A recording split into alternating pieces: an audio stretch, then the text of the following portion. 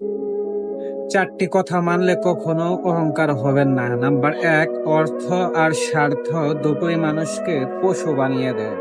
Number ২, চেনা মুখগুলো অর্থের গরমে কেমন যেন অচেনা হয়ে যায়। নাম্বার ৩, দুনিয়াতে যত সম্পদ করেছেন তার বিন্দু পরিমাণও কবরে নিয়ে যেতে পারবেন না। নাম্বার ৪, ঘুম ভাঙলে সকাল আর না ভাঙলে পরকাল। তাহলে কিসের এত অহংকার?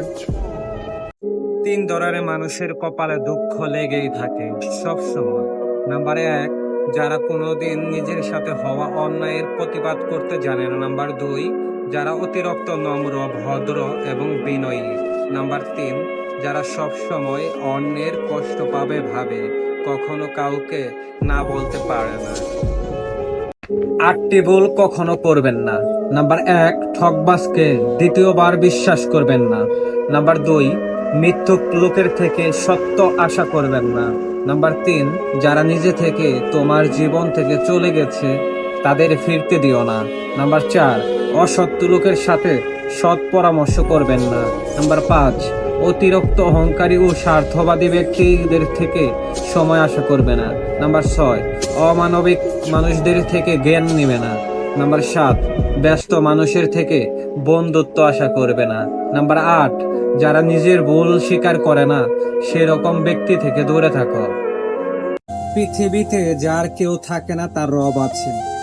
সেজন্য আমি প্রায় সময় বলি, শ্রদ্ধা এবং ভালোবাসা নিয়ে জীবন চলার পথে কখনো যদি দেখেন আপনার আপন ভাইয়েরকে আপনি পাশে পাচ্ছেন না, আপন ভাই হাত ছেড়ে দিয়েছে, চেনা মানুষই চোখ উল্টে নিয়েছে, মন ছোট করার দরকার নেই।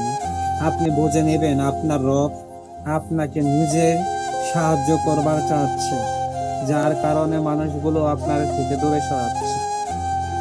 10টা কথা সবসময় মনে রাখবেন।